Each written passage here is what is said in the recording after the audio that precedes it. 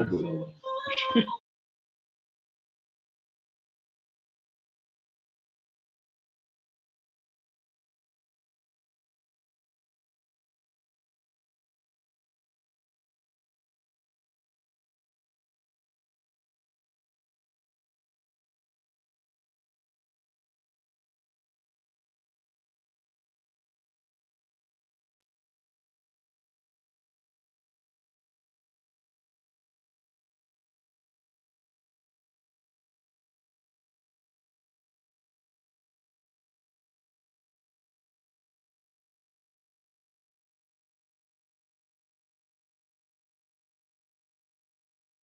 After the hour of 1 o'clock here at 88.3 FM. Good afternoon to everybody in Radio Land within the range of my voice. Hope everybody's having a productive, what's the day today? Thursday. We hope you're having a productive week as well. This is a happy soul. Of course, first question is the part of Happy Soul where we have our guests in the studio to have a little conversation. We have our political leaders, we have community leaders, volunteers, everybody coming in. And folks coming up in the next week, we have a lot of different community organizations coming in. We have some Martin Dukes is also coming in to talk about what's going on. So keep it locked not only on first question, but King James show. Everybody have a lot of different community activities speaking about. So make sure you keep it locked. But today we are happy to be joined by the two honorables here with us today and members of parliament. The honorable members of parliament from the Party for Progress, the PFP party. The leader, Melissa Gumbs, MP Melissa Gumbs. Welcome to you, Melissa. Hey, Mike, how are you? I'm pretty good. And of course, am I getting it right, Deputy Leader? No. Not on paper, but Well, in people's eyes. In people's eyes, MP Raeyhon Peterson, how you doing? MP, how's everything going? What's up, Mike? Thanks for having us. I'm pretty good. So, the rush is over. Yeah. Kinda Well, is over. it? Yeah, no. It seems more busier now than before. Yeah. Let's do a little recap first, MP. The whole campaign, running the campaign. How if you just summarize, how did now that we're past it? Yeah. How was it for you guys? Well, it was exhausting, as usual. But I think still very positive. We all had great experiences. We were fielding a list of 10 candidates, five of whom were actually new to the list. Right. One not new to politics, which is of course MP De Weaver. And yeah, trying to wrangle, get everyone up to speed, ready. We were preparing, having with different workshops and such, interview prep, media training, the whole 9 yards. Right.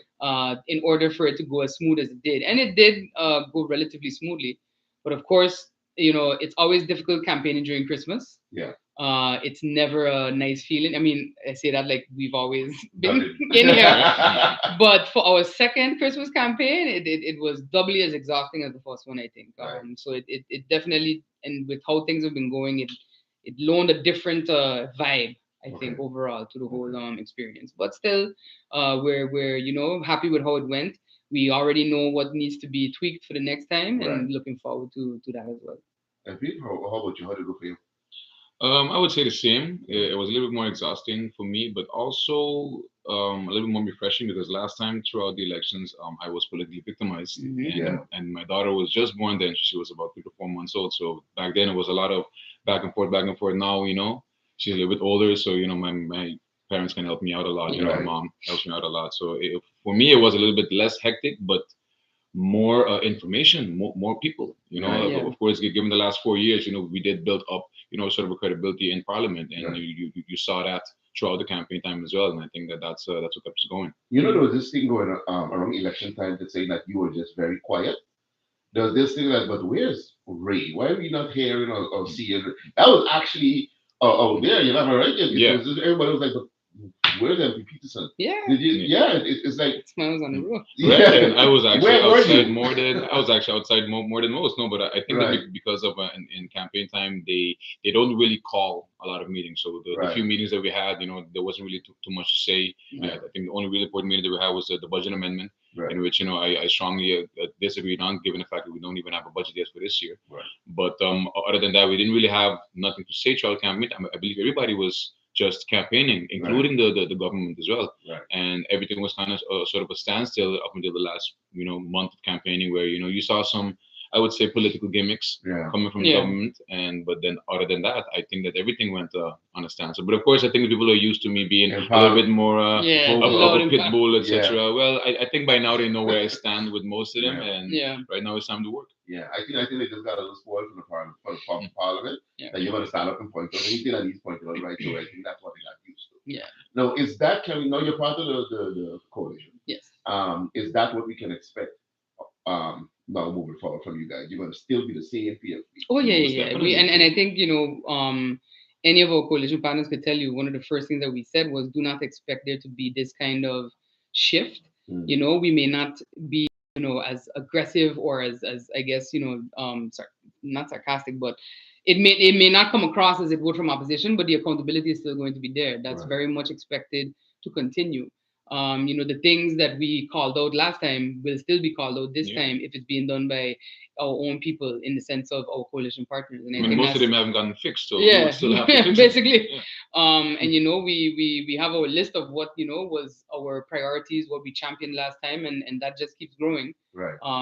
As things continue to come out. So once we made it clear to our partners, we've made it clear to the public and to our supporters that that does not end. We've always said that until the governing bodies actually hold themselves accountable, nothing actually is going to change. Right. So that has to continue. It cannot just be a squawk from opposition, and then when you're in there, it's like, oh, but in You're certain part of it. cases, you're part of it, so you got to think different. No, you Right. don't.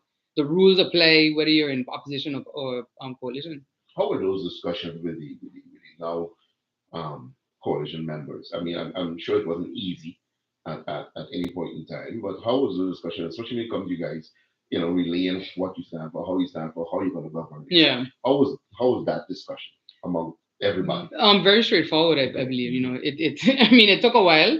They were very long discussions, but also because you're kind of thunderstruck at how much there is to do. Mhm. And I think that people need to realize, there are frustrated civil servants, frustrated people in every sector on this island Yeah. that were literally saying this, XYZ definitely needs your attention. And where they're thinking it's just ABC. And no, it's a lot. It's a lot more than even we could fathom. And that's why we've also all discussed, you got to get in and do an assessment. Yeah. I know that some may say there's no honeymoon period, but whether they give it to us or not is going to be taken to Yeah. assess what they've done, Yeah. what has been done correctly, what has been done incorrectly, and all of that has to be added to the list to be fixed. Yeah. Yeah. Because I'm going to ask you because Minister Avi was here and he said he's not giving you guys Yeah, any honeymoon that's period. cute. Uh, because It's not his choice. you know it all, and since you know it all, you got in there. You shouldn't be able to. The odd thing is, no one ever said we know it all. Yeah. I mean, I think, yeah. No, but I think that's the mentality that most kind of hold, that because you're saying that you want to govern, that you know it all and everything. No, because there's different ways to approach the same problem. Right. We have a culture here. I call it shortcut culture, and shortcut culture Yeah. usually is much more expensive than doing it the right way the first time. As experiencing now. Yeah. Yeah. So I think that when we talk about being given the opportunity to govern, it is to do away with shortcut culture. Right. Do it right the first time around, so that it doesn't have to be redone and done again in a mediocre way. Right. You put a swipe of paint over a wall with mold, there's still mold under the paint. Yeah. Yeah. So that's what when we say that this opportunity now has been given to kind of right the ship, that is what it's essentially referring to. And also, I think that the main point that we try to bring across when we say that we want opportunity is not just the opportunity to govern. No, give us the 4 years. Right. We sat in opposition, and although me and MP Gums have had multiple people approach us to drop this government or send certain ministers home, including Minister Otley himself, Right. we decided no, we're not going to play politics because the people deserve a 4-year term. The people don't deserve early elections, and we said it from day one. And everybody thought that we would stray, Right. but as you can see, Yeah. it wasn't even a choice for us. It was just our vision, and that's our plan. And I think that we gave them the 4 years. We have seen the results. The NAUP coalition went from 10 seats to 7 seats in the elections, and I think that that is a statement from the people of Somalia. And I think that they should also respect that statement from the people and also give us the same opportunity, the 4 years, Yeah. Right. to govern as we want. And whether or not we take a a honeymoon or whatever, that is not up to anybody to say, because the minister himself swore in after a year of being an MP. Correct. So let's not get into the semantics. Yeah. Let's just do what's right for the people. That's Yeah. what I would say. And you guys had opportunities, because one such opportunity was the motion of disapproval. Hmm. Okay, instead of going straight to a Yes. full motion, you Yeah. actually gave the opportunity to correct, to And change, that is the whatever. way that it should be done. I Right. mean, not even in private sector. There's certain things you do fire somebody for on the spot, Correct. but most of the time it's a wanted letter and a hey, do better. Mhm. But if there's no better done, and if something else comes up that is more dire than what you got the warning for, then Right. you have to take that extra step. Accountability. Right. And there's no rule that says that such a thing, such a motion has to cause instability, as we were threatened, or we were told we were bringing. Right. Nor does it have to cause a fall of government. If a motion causes a fall of government, that's an ego problem. Yeah. As a character problem. That's not a. It's not a rule. It's not anything. That's a Because as you character. can And see, yeah. it stayed. Yeah. 4 years. Not one minister was sent home. Not Yeah. one MP. I mean, alongside of MP Brownbill and MP Arundel joining the coalition to keep them Right. steady, I didn't see any other political move that you would say was towards that Pushing extent, to throw anything down. Yeah. Yeah. regardless of what they were saying all the time. Yeah. Now, when it came to the choice of division of portfolios, I think everyone automatically assumed, if you want to run me, you're going to get it because of MP Peterson's background. I don't think that was Yeah. much of a debate. But why did you guys choose it, want it, or But why? a large part of our campaign also focused around our environment Right. and doing things the proper way. The motion of disapproval came about because of mishandling of government land, and not just that, but in terms of sustainable development and having a proper and actual relevant spatial development plan. Yeah. I asked the question of, when we were presented with the draft of that, will there be some type of pause button hit? Because to me, if you're doing a spatial development plan, but there's still unsustainable development happening, it's kind of like you're painting the house while construction is still going on. Correct. And that just did not blend well. So I think to be able to take those steps to safeguard what is left of our environment, Yeah. it was critical to move into that portfolio. Yes, and amongst other things as well, we were very vocal about us not having a procurement law. The Yeah. LB considering the tendering, and we all know that most of the tendering that happens within government, Yeah. most of it comes from Bromi. We had the garbage collection that became a whole controversy that Yeah. even the ombudsman had to get involved. Trenching, roadside collection, but all of these big developments, social housing, etc., the NRPB, all of them need to work closely with Fromi in order to, get the country back running. Right. And not only the tendering, but also, for example, the fact that now there is a hold by the notaries when it comes to the issuers of long lease land. That's right. So you have certain hurdles that we need to fix actually Yeah. for the people. So it's not even a hurdle anymore; it's a problem, because right now people cannot get land, and the notaries are refusing to work with the minister because of his lack of being proactive, Right. not being able to put the policy in place for which we actually gave him a motion of disapproval for, Yeah. which Right. was, I think, almost 2 years ago now. Yeah. And that still hasn't happened. And what happened? Well, what did we see after a year and a half? Even the notaries came into play. The judge came into play. They said, "Hold on, Didam arrest. You guys are not listening. You guys are not putting a policy in place. So that means, as of now, you guys cannot issue any land." So right now there is a stop on the government's ability to issue government land in the first Yeah. place. Frustrates a lot So of people. so again, it's coming Yeah. back to the same ministry, and that is, to our opinion, the most problematic ministry. It is the ministry that the ombudsman has been looking at. Even also started a second systemic investigation, which was Correct. stopped, of course, by a court case. But it shows you that the concern of where the issues are in that ministry. So that's why we also focus a lot on it through our first Mhm. term, and we plan on continuing fixing it, because you have to. Have you thought about MPs going into um, the executive branch? I'm just speaking in advance. Honestly, no. Me and MP Gums, going into this, we saw that politics is a dirty game, but it really depends on the characters, because between me and her, I can honestly say that these whole 4 years, not once did we have a difference of opinion that Right. could not have been communicated in a way that we were good. Yeah. And Right. and that is just a choice. That is just a character choice. And I think that being said, me and her have also always had a sort of a 1-2 combo. And for me, ideally, the good thing would have been that she, as party leader, Yeah. would be the first one to pioneer that step into the executive branch. But as we see, we saw how the prince fell, and this at the moment, to everybody's opinion, is the right way forward Yeah. for the party. So I'm willing to do what has to be done, as long as everybody has my back. Yeah. I But think that's one thing that's all duty admirable. calls. Duty I calls. was admirable PFP, especially you guys on the floor of Parliament, which would shock some people, but to me, to people like me, it'll be very mature. It's how Ebigum would vote one way one time, and then you would vote another way another time, and then it's okay.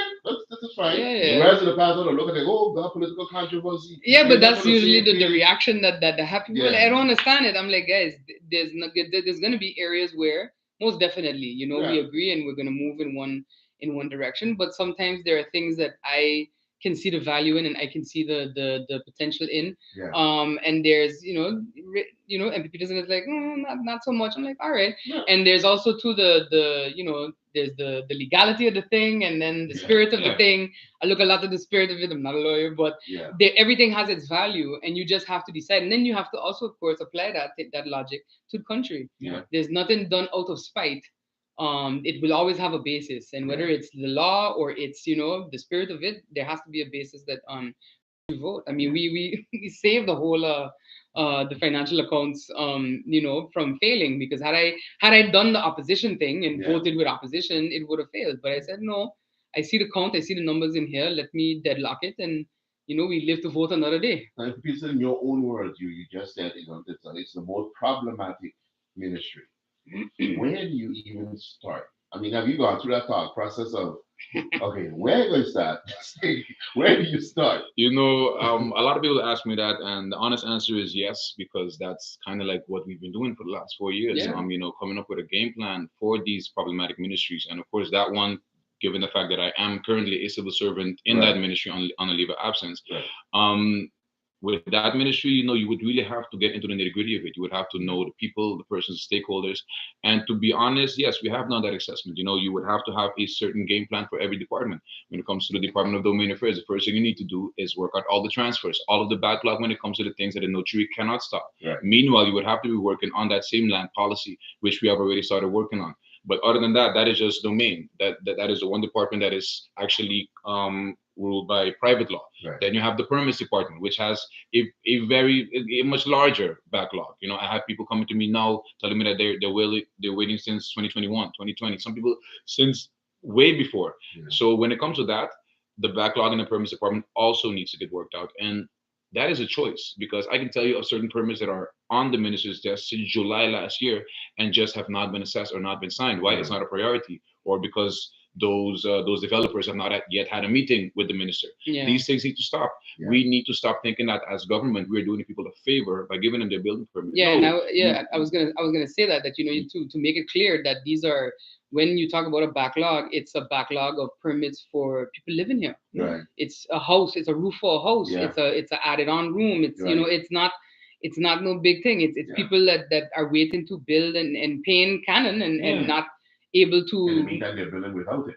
Exactly. Like, in Yeah. a lot of cases. But then how do you regulate it? You regulate it by starting to approve it first. Right. Because why would you create a culture where your people are now going to look at you as a minister and be like, well, you're not letting me build, so I'm going to build while Exactly. I'm going to start building at Exactly. night so that you don't come and give me a Yeah. building stop. Or I on mean, weekends. yeah, but I mean, this is the culture that we all know. It is a Yes. stigma, and it's Yeah. basically because of the character of the decisions of the minister of Roma. You come in, you approve everything because you're not doing anybody a favor. Right. This It's a whole public culture, service. yeah, it's a public service. So actually, if you don't get your permit within X amount of time, you should be able to come to government and actually tell them, listen, I want to object for the fact that you guys are not giving me an answer yet. Correct. But we don't educate our people into giving them these powers, because these powers work against us as ministers. But how do you empower your people if you don't give them the power to control you, Right. to hold you accountable? Because that's the only power they can have Yeah. against you as government. So Yeah.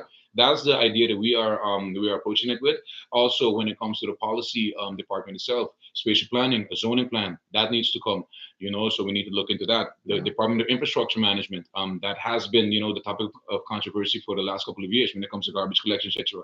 A whole audit needs to be done. Yeah. What went wrong? What is really going on? Correct. What is the systemic report of the ombudsman Ombudsman. actually saying, and where is the accountability in it? But other than that, all of that I would say would fall in the honeymoon phase Yeah. because yeah. So it comes back down to the fact that if you want to be in the Ministry of Rome at this time, it is not a glory position. There is a Yeah. lot of work Work to be to done. be done. There is no clout to be chased. There is no pictures to be taken. No, there are potholes to be fixed. Yeah. There's beautification to be done. There are roofs to be fixed, and that needs to be the priority. And you should be able to come in and show people some tangible results. Yeah, because the country empty is ugly.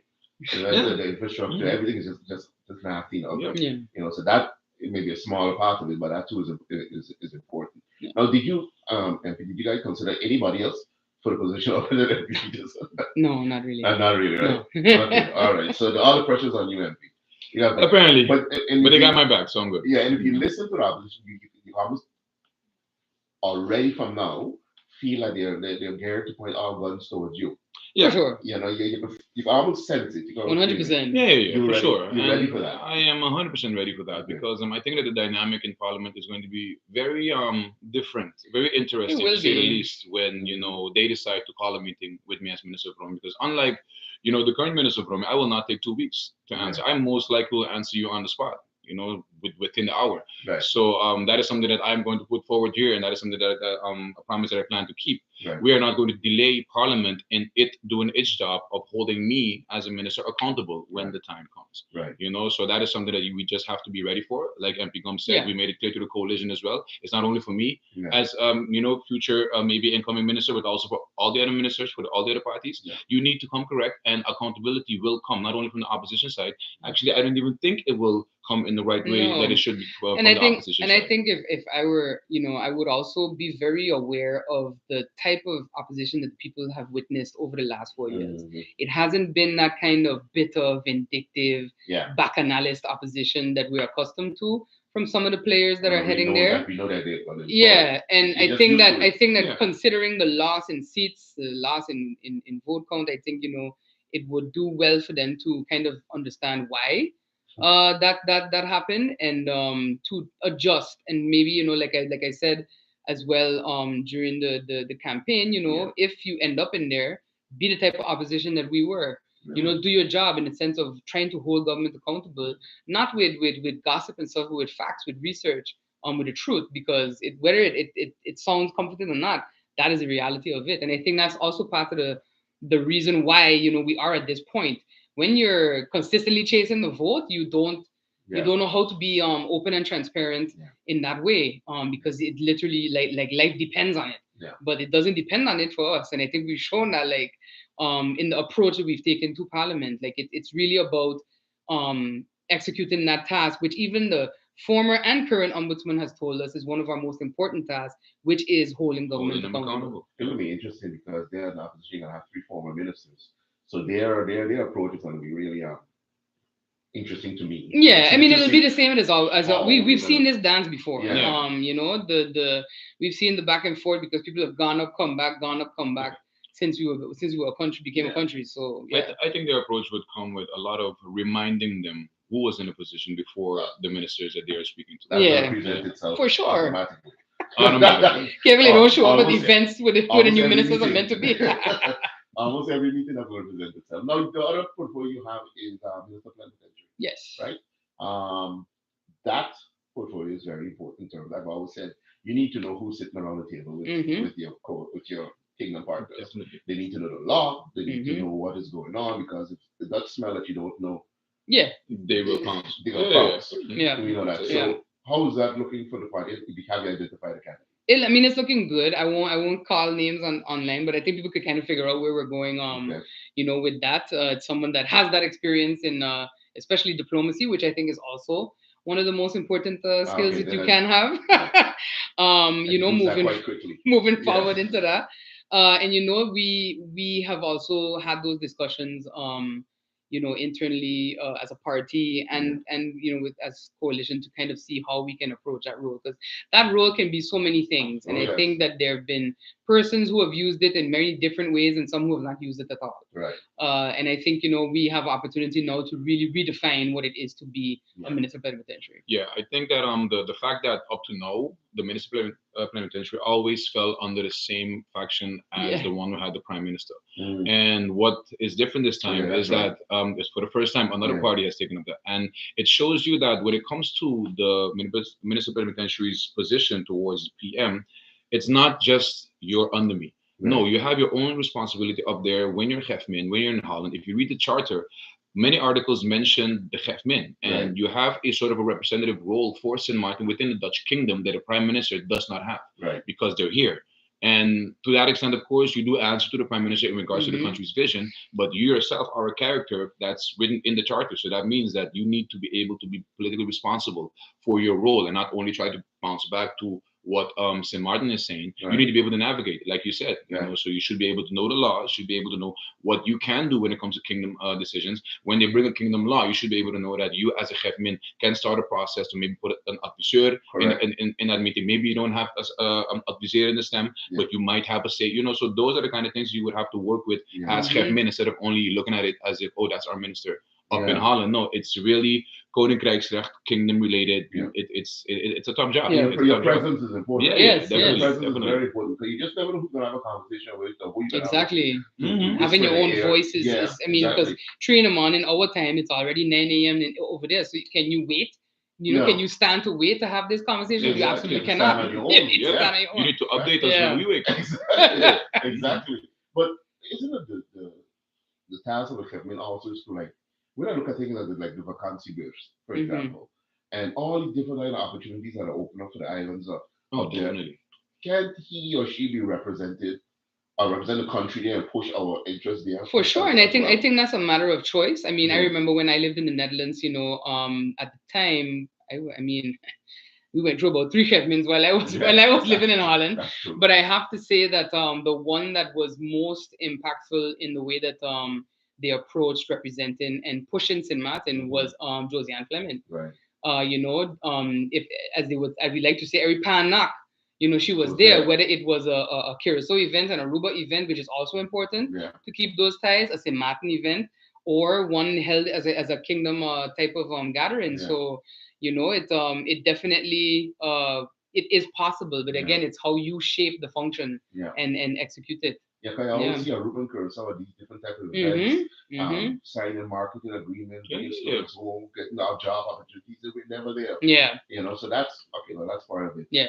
And yeah, now that you have that portfolio as well, in terms of kingdom relations, is the party, is there any priority area the party want to see addressed, fixed, whatever word you want to use that you want to task your Hetman with? Well, I mean, that's between Kevin and PM, I think, and that's the overall vision of the coalition. So we have our ideas, but as these talks continue, that'll take shape Okay. in an overall approach. But we've always been very focused as a faction in Parliament as well on relationship development, Right.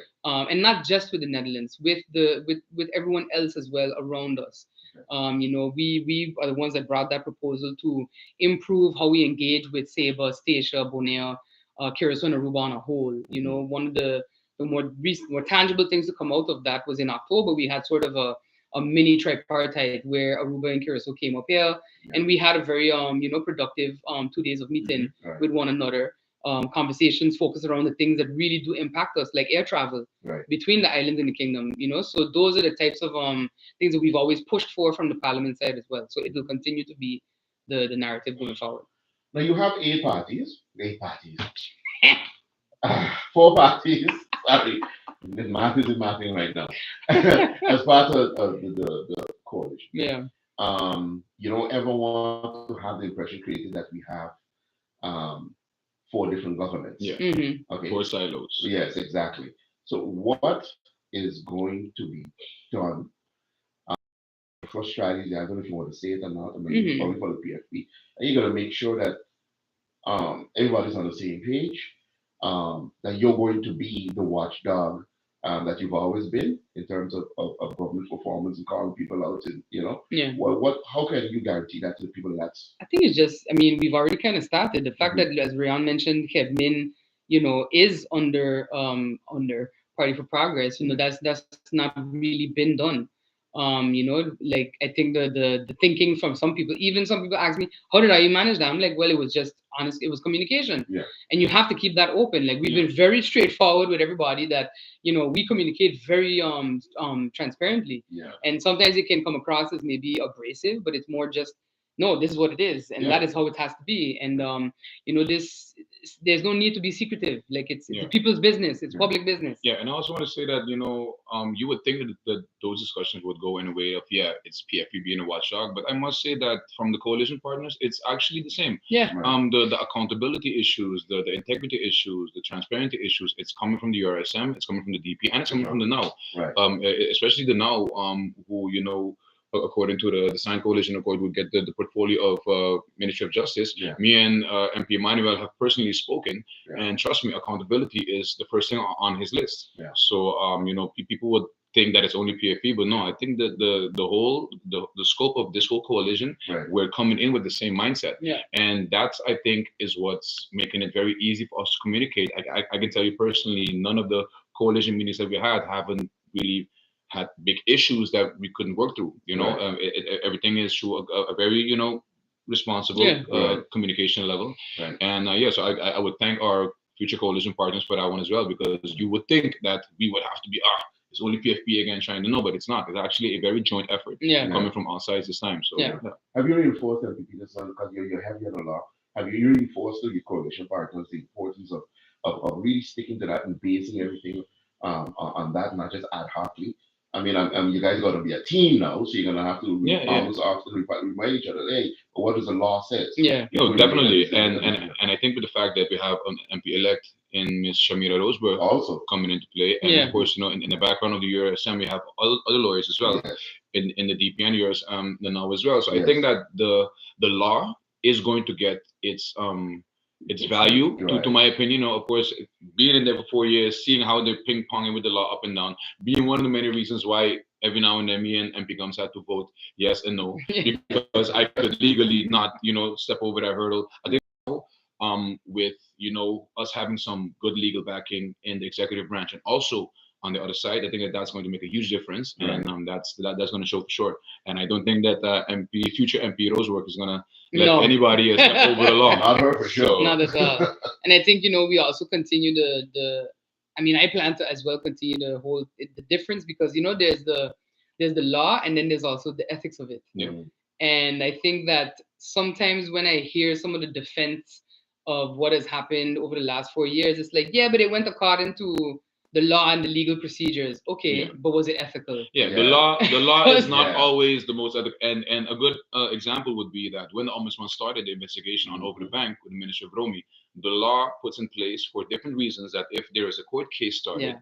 given the fact that you have to look at everybody's interest, that for that the investigation would stop. But that was not a reason the court case was started by the Minister of Romy. It was simply done to stop said investigation. So Yeah. in that case, you would see that the law was used in a way that it was not meant to be. Yeah. Yeah. But of course, we are the watchdogs for that as Yeah, well. So, yeah. so like MP Gum said, that's when The the ethics, the yeah, ethics the come into ethics of play. it. Yeah. Mhm. Now it becomes you were as leader, you were outpost Mhm. on the list.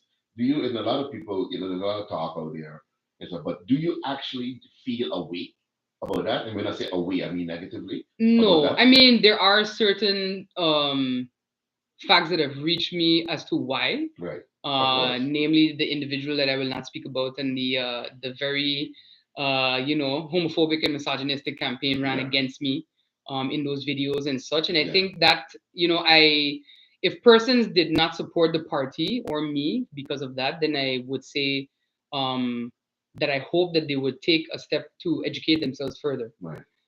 Because that was circulating a whole discussion about introducing progressive and inclusive sex education in schools. Right. And I think that I also did not address it early enough, because I did address it later in the campaign. Right. And when I say to educate themselves, you can't indoctrinate anybody into liking or loving who they love. Right. That's Yeah, point love is blank. love. That's point blank what it is. Yeah. But further to that, and this is where I can see that a lot of people don't either watch Parliament or anything like that. I think it was either 2022 or I think it was 2022. The AIDS Foundation came to Parliament, and presented to almost all members of Parliament were there. And what they presented was, to me, who is not a parent Right. or a teacher, horrifying. They said that through their programs, I think it's Girl Talk and Real Talk and Girl Power, that does actually do sex education in the schools, I think once a week at Yeah. whatever school they end up going into. They were talking about 11-year-olds, in our schools are engaging in sexual activity, That's right. whether it's boy and boy, girl and girl, or boy and girl. Yeah. And not just with each other. You have 13-year-olds that are engaging in those activities with grown men and grown women, and that's not correct. You just only And need to speak to the inspectors of public. precisely, court of guardianship, Yep. the inspectors of public Yep. health, etc. Like, it's Yep. actually horrifying. Yep. So when I asked the Minister of Education, and when I talk about promoting such a thing, it is to have it so that children can protect themselves. Right. Because knowledge is power, information is power, and if you're going to withhold information because of your own biases or prejudices, Setting them up then for number failure. one, you're setting them up for failure, Mhm. and number two, it's questionable if you should be permitted to be a part of in shaping those children's futures. Right. That's really what it is, and that's not to insult anybody in particular, but it's to say that we have to start thinking with more evolved Absolutely. points of view, to actually address the issues that are occurring in our Yeah. society, because Absolutely. that presentation by AIDS Foundation had us shook. Hmm. But nobody else in Parliament asked about how you're going to then protect children. Right. UNICEF also has their ideas on how the rights of the child also includes information and talking and speaking. Well, nobody takes rights And to the I child think seriously. nobody takes No. rights of the child seriously. So it's actually all part of it. And That was your point. yeah, and that was the Instead point. of, Yeah. So lesson learned for the future. But I didn't feel no way. If votes go up, votes go down. At the end of the day, I maintain my seat. Right. Which I'm happy for, because it gives me the opportunity to continue that educational approach then Right. from the seat in Parliament. Are you? So it's safe to say yourself and MP the going to Mhm. Parliament. Yes. So to say, okay, good. I'm trying to be done. All right. So okay. What's happening now? Has the screening process started? No. No? Right now we're in the informateur process, and I think once that is completed, yeah. I had a question. Yeah, I know. I asked it on Facebook. I don't know, somebody could educate me here. I don't Uh-huh. understand what's going on with the formateur and informateur. Mhm. I mean, I understand what their role is traditionally, but we know speak to parties and Yeah. blah blah blah. But now the public consultation part. Yeah. Is that part of their role? Is that actually falls It- under their purview? So it can, and I welcome it, because it's good to hear. Sometimes persons, even in a company or so, will not be as open with a politician as they would with a third party. Mhm. However, we've been hearing some concerns regarding the format of the questions being received by stakeholders in the community, Mhm. and that's where I'm kind of like, that's not a question that I would have asked. But that's my concern. Yeah, that's not a question. If you're Yeah. asking a question on, well, as a business owner, as someone in this field, Yeah. what are your concerns for this government or any incoming government's approach to, for example, BTP? Yeah. Because that impacts my 88.3. Exactly. That's a valid question. But if you're saying, can you give your thoughts on the, who would be a who good do you match? think would have to be a good? that's a little strange, that's and a political I question. that's Yeah, that's exactly. That is up to yeah, us as yeah, exactly. politicians. That's up to Yeah. politicians. That's Yeah. not up to you as Mike from May 88. That's not up to anybody in a private sector role, especially considering the record of political victimization by Exactly. some of the outgoing But I think doesn't it put the governor in a strange position as well, as a representative of the king? Well, I mean, it kind of could be translated as interference. I mean, in the process. That's a good legal question there, because somebody has asked me this, because by the end of the day, in Holland, the king does not have anything to do with the formation anymore. That's been taken fully away from the Koningshuis, Right. as they call it. But with us, still, it's the governor. Why? Of course, the governor still has the secondary role of the king as the one who leads government. But I see the informateur process as a sort of a formality. Right. I also think that this is the governor's first time that a government is going to form under his watch. Sure.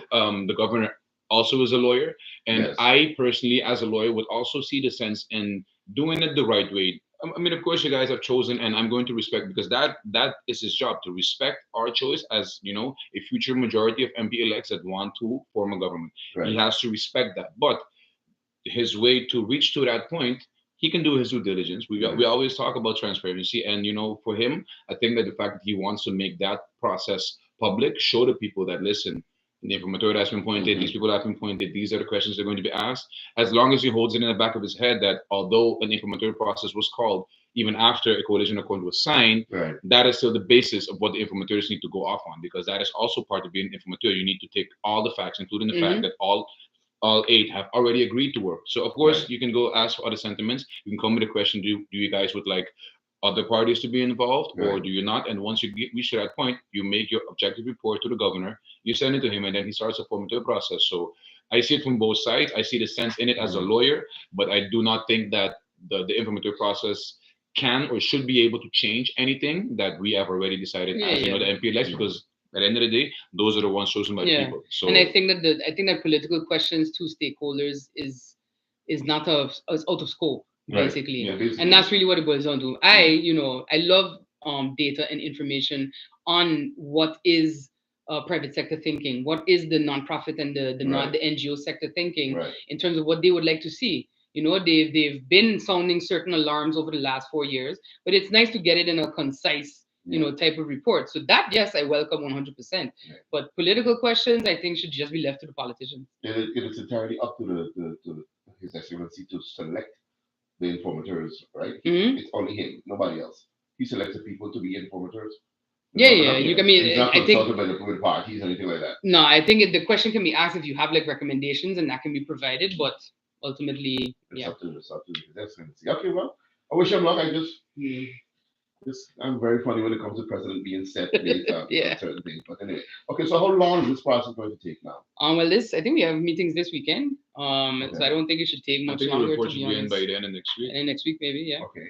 And then after that, we start. After that, a formateur is appointed, and then we start. And Once then formateur is when does the appointed, screening process start? once a formateur is appointed and he gives his list of the composition of the council of ministers that he would want, that's when the supposed So you screening submit your starts candidates, for and then yeah, for that. Yeah. Okay. and then it Once you submit your starts. candidates as the formateur, that's when their prospective screening Mhm. starts. Okay. And then the new Parliament takes office February 10th. February 10th. Okay. Hopefully by then the screening will be finished. Well, no, because remember last time we swore in February 10th, and I think the new government swore in end of March. In the March, Right. Yeah. going into Okay. April. Yeah, All right. so And I these think are all that's new. These are all new candidates. Yeah. So Exactly. yeah.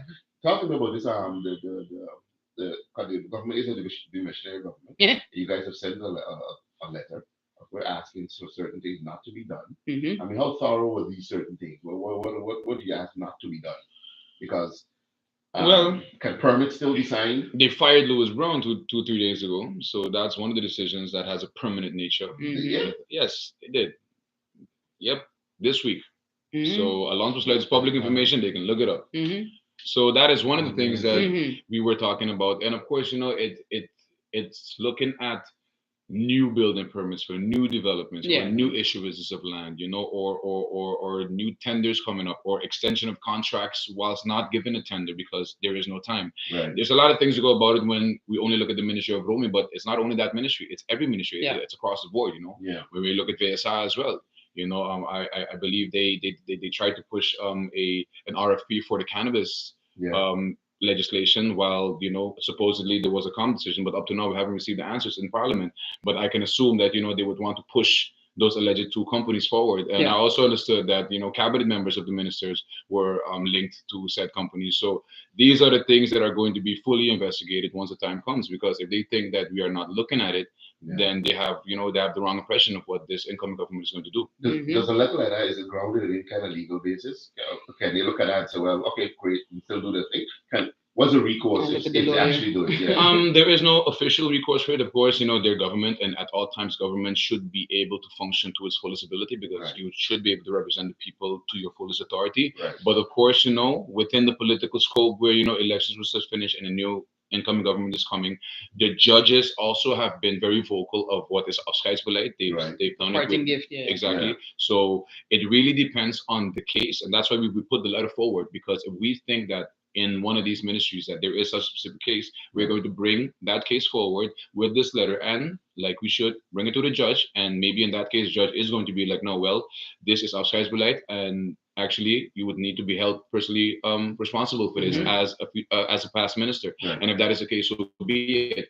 But we would have to walk that long path because Right. accountability is not always easy, Yeah. you know. So, Yeah. but we have the court of law, Right. so we definitely have an avenue to walk. Yeah. Yeah. So you're fully in agreement with I remember Minister Arian saying that any past infractions by a sitting minister should be held legally Yes. accountable. 100%. Okay. Yeah, and 100%. and it goes for that. It also, goes for the government related companies, past board members. Mhm. That all of that is part of accountability. Yeah, and Right. it goes for all ministers, who help other ministers, in cases in which, conflict of interest is apparent, Right. So I thank you, Minister Ardwell, for that statement. We will definitely heed Yeah. said wording. And Peterson, you had when people looking at you as a future minister, of course, you had your little run-ins with the law. Yeah. You've cleared those hurdles because Most you definitely. don't want to disappoint people who actually want to see you there. Yeah. Yeah, no. I had an accident in 2018, Mhm. and me and my father were a victim of police brutality, Right. and we were put in the Holding town, center. yeah, in the holding center for 3 or 4 days. You were there that long? Yeah, Yeah. yeah. And What? yeah. Yeah. After I that, didn't realize that. after that, my dad had to get operated and stuff because Yeah. of malnutrition. It was a whole thing. But after that, we had our first case, and I remember in the first case, the judge wasn't even looking at me. Hmm. She was on her WhatsApp, and she just gave me 60 hours community service and didn't really go into the case. And I said, no, this is about the principle. I'm Right. going to fight this. I appealed on that moment, and 2 years after, we won our appeal case. My dad was fully acquitted. I did not get a record as per my request, Okay. and so we're good to go. The judges did, give me the chance to explain what happened, show them the video where, me and my dad were not violent to any other driver, that we were actually victims of police brutality, Right. where a police put a gun on us with no actually a justification. So yeah, I actually put that case on Facebook after it happened. I think we won our appeal case in 2021. I put Right. all the videos and everything online for everybody to see because, of course, like we said, transparency is key for PFP. And yeah, other than that, I don't think that we have any issues. Actually, one of the lawyers that was helping me in that case is also part of the board of the USM. So Oh, there you go then. so so Let's just drop there's that hint there. yeah, so they're very aware of the past run-ins and if that's going to be any issue for the screening. So yeah. I like it. I'm gonna go, no, but I'm not gonna go there. The noise MP Gumbs that that's been polluting us Hmm. recently. A coalition partner been dealing with that with all this noise around that's Well, going on. I believe there'll be a joint statement issued, and I think it'll be the only time that we actually address I was wondering about that. the Yeah. noisemaker. Because it's political agitation at this point, and it's Mhm. also stressful to the people. Right, it is. And I think that when I track back to the persons that kind of opened the door for this agitator to kind of walk into this political arena, it's some of the persons that are going to be sitting across from the Yeah. coalition in parliament In opposition. and That's in right. opposition. And I think that people need to also remember that. We wasn't any of us sitting eating at Flavor Academy last year June with the agitator next to us. You understand? So I think it's important to remember that because right now our integrity is being called into question Right. because of an external party. Whereas there would have been questions about integrity with sitting MPs coming into the mix. So I think for us, we as a coalition, we just focus on what has to be done, and to also urge the public to also focus on what has to be done. Right. This type of behavior is something that is it's new to us. It's amplified by the availability of WhatsApp. Yeah. I myself have That's told true. persons, don't send those things to me. I don't download them. I don't even watch them. Yeah. You want to give me the Cliff Notes version, do that, but I'm not All going of my to. phone unopened. Yeah, Yeah, no, I'm same. not going I to. don't- And 60 MBs. if Yeah, if exactly. if you're unfortunate enough that the person in question gets your number, block them. The Yeah. function is there for a reason. Right. But I do urge people to remember that words do matter, yes, but if it's not coming from us or any of the other 8 sitting in this incoming coalition, Yeah. to block it out and ignore the noise. Right. We think critically, I think, before asking, is this true? Yeah. Obviously it's not. Yeah. And persons, can react in ways that they want to, but it's not something that we can allow to distract us. And I'm pretty sure that right now, there's probably persons that took this individual to court that are maybe piling up with them again because they see the damage and they know the damage that can be done with, this type of agitation. Yeah. So yeah. But I mean, you mentioned the court a lot, and I would encourage Yeah. anybody, any individual, if you have that many grievances, take it to court. Yeah. Yeah. Take it to court. No need to shout. No need to fight. Take it to court and win. Right. Win, and then you can talk. But other Yeah. than that, it's all noise. Yeah. Like you said, it's all noise. Okay. You guys, we speak a lot. I'm gonna say you guys, the PF, we speak a lot about difficult decisions Hmm. that will have to be made, and you're gonna have to be just straight up with the people in terms of telling them this is going to be a difficult decision. Yeah. And now you're going to be faced with that reality. Yeah. Of making. I would assume we're going to have to make some difficult decisions considering the state of the country. Yeah. How do you reinforce that again to the community? Because some people may think, oh, that was just political rhetoric. No, I think. But how do you now reinforce that? Listen, guys, this is actually happening. This Yeah. is reality now.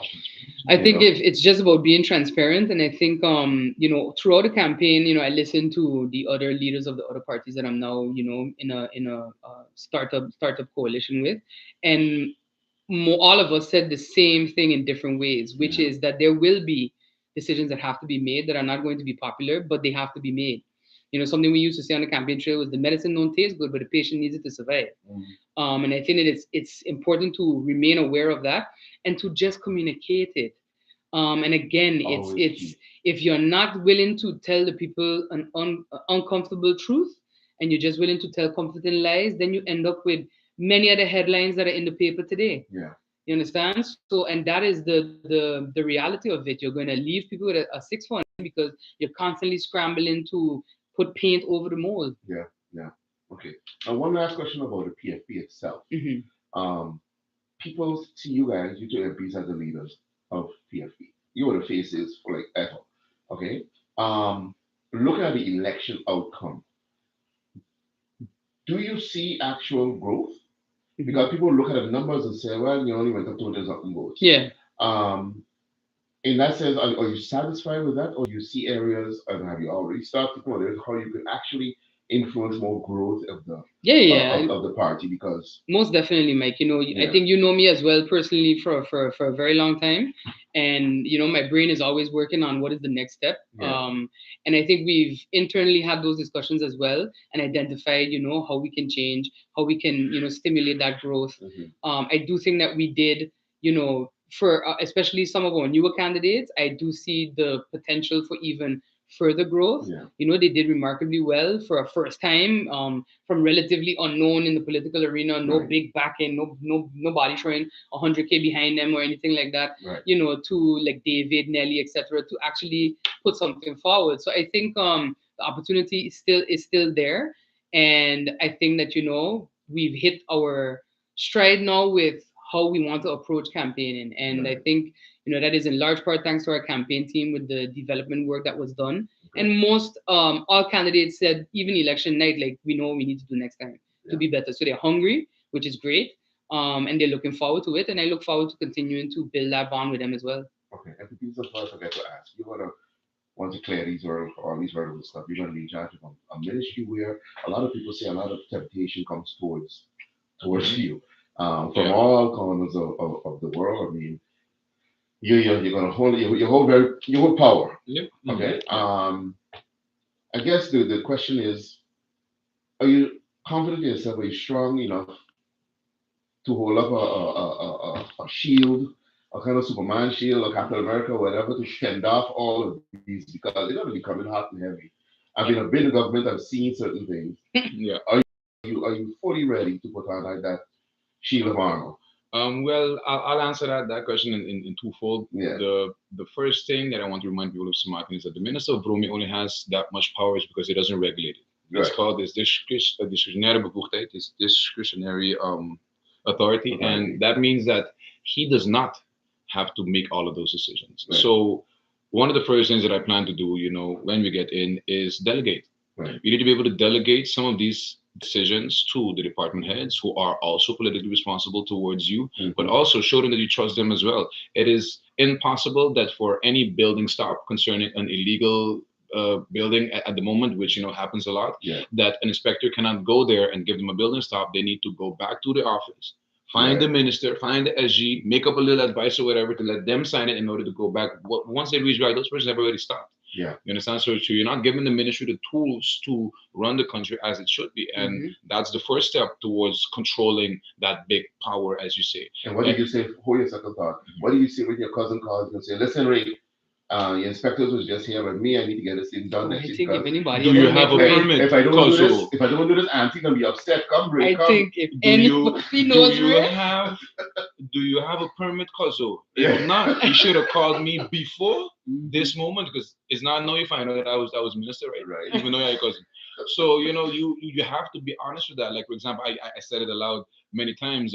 With me as a minister of Rome, you can bet that my mom, nor dad, nor brother will ever get a piece of long lease land ever, Right. including myself, Right. because it is not fair. Period. Right. It is not me having nothing against them. Melissa's not gonna get one either. no, Yeah. nor So do I want. that's just how it is. But And that stuff will be exposed in a heartbeat. yeah, Yeah, one yeah, time. So we're Yeah. not gonna go down that route. And So your second point. Sorry. and the second point is, I've also said this publicly. My first press briefing, I want to come out and tell the people of Samartan, if you have ever been offered any type of other compensation, whether it's financial or through gifts or through favors or whatever, for your service, Mm-hmm. for a public service being given to you, which is a building permit, which is a piece of land, which is anything that has to do with anything towards Bromi, if anybody from the ministry or outside or even linked to them even approach you, let us know Right. because we're coming to combat the corruption from the get-go. So Correct. any big developer, if you think that you can come to the ministry and offer us free stays or condos or money, it is not going to work. And I'm sorry if that is a culture that has been put there for the last umpteen years. Yeah. When we get in, that stops completely. Burnt out. Yeah. That's it. And they can quote this because anybody straying on this, they're gonna have to fire me from within Parliament as well because we hold ourselves accountable too. Yeah, yeah. So you don't want a $1.5 million condo? My salary as minister would be okay enough to be good.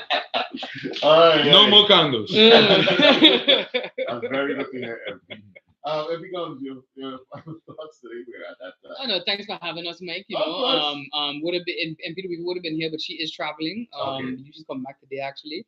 Okay. For I mean, her uncle passed away, so Yes. there is that. So again, condolences to the entire Weaver Your family. Right. So we are ready to do the work. Okay. Like I said before, it's time to ignore the noise. It has been a lot and it is stressful. But I think that with everybody, us as coalition, even opposition, and the people of Simat being focused on the work that has to be done Yeah. to actually right the ship, I think that we can actually go very far. So I'm looking forward to swearing in on the 10th. I'm looking forward to what comes after and whatever challenge this term may bring to us. But yeah, MP Peterson? I would say people smart. There's hope. yeah, There's Yeah. hope. I would like to leave it at that. As you said, there's a lot of noise going on. Let's just get through these couple of weeks yeah, Yeah. and let's get the ball rolling. We're ready and we're here for it. I think people are hopeful that we'll be now in there because if we can just you guys for over 4 years, talking about how it's going to change, what has to happen. yeah. So I think everybody's looking forward to that approach, especially like Peterson saying, keep your condos. Yeah, This yeah, kind of because thing. yeah. They're looking forward to it because Yeah. it's the norm that everybody just And we're looking tired forward about. to proving them that this is the way to move forward. Yeah. Exactly. Exactly. Congratulations, PFP. Good Thank luck. you. Thank you. Man, Thank you. I'm forever proud of you. Thank you. And I think you guys are going to do great. Once again, previous government sucked at communication Yeah. and openness. Once you have that, that solves half your problems Yeah. immediately. Yep. Folks, keep it locked to 88.3 FM. That was two MPs from the